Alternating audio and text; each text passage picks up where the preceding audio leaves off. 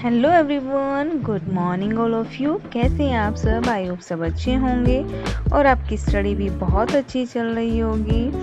और मेरे दिन की शुरुआत हो गई थी सुबह 4:15 बजे से, मैं सुबह 4:15 बजे पढ़ने बैठ गई थी और जिसमें कि मैंने इंग्लिश लिटरेचर को अपना रिवाइज कर रही हूँ। दिन में मैं नोट्स बना लेती हूँ और मॉर्निंग में मैं उनको रिवाइज करती हूँ। और उसके बाद आ गई थी मैं किचन में खाना बनाने के लिए, क्योंकि बेटी को स्कूल और हस्बैंड को ऑफिस जाना होता है।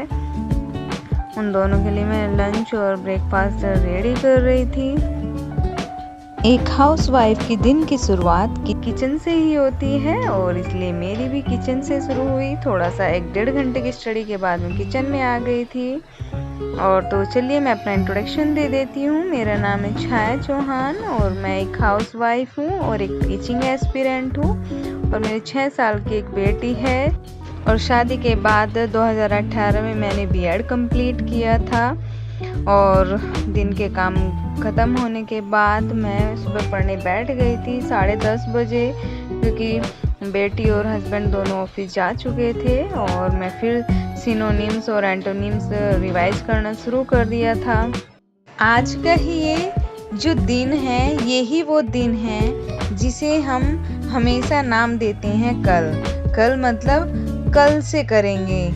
कोई भी काम अगर हम शुरू करते हैं तो उसको हम कहेंगे कल से करेंगे, फिर कल भी नहीं होता है, अगले दिन भी आ जाता है, फिर करते हैं कल से स्टार्ट करेंगे, फिर कल से भी स्टार्ट नहीं होता, फिर बोलते कल पक्का करेंगे। हम आज का काम कल पर ही टालते रहते हैं, क्योंकि हम ये अपने माइंड में सोच लेते हैं ना कि आज नहीं हम कल से करेंगे, तो वो हमारा माइंड हमसे पहले आलसी हो जाता है। तो हमें इसे माइंड को आलसी नहीं बनाना है।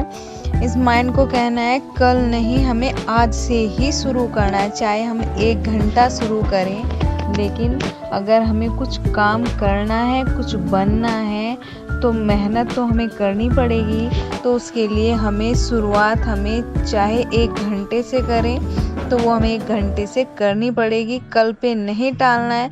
अगर हमने अपने माइंड को कह दिया कि चल कल से करेंगे, तो वो हमारा माइंड हमसे पहले आलसी हो जाता है और वो आज नहीं कल नहीं परसों ऐसे होता चला जाता है। तो हमें अपने माइंड को कंट्रोल करना है और कहना है कि नहीं आज ही करना है, तो हमारे काम वो हमारे कंट्रोल में हो जाएगा माइंड, और हम कभी भी कोई भी काम कल पर नहीं टालेंगे।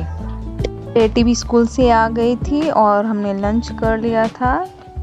बेटी को भी मैंने पढ़ा दिया था, वो खेलने लग गई है और अब मैं भी फिर से खुद पढ़ने बैठ गई हूँ, जिसमें कि मैंने जीएस के कुछ पार्ट्स लिए हैं। जो छोटे छोटे पार्ट्स रह गए थे, जैसे कि फोक डांस है और क्लासिकल म्यूजिक इंस्ट्रूमेंटल से हैं, कुछ टॉपिक्स लिए हैं, इनको मैं रिवाइज कर रही हूँ। स्पोर्ट्स से भी हैं।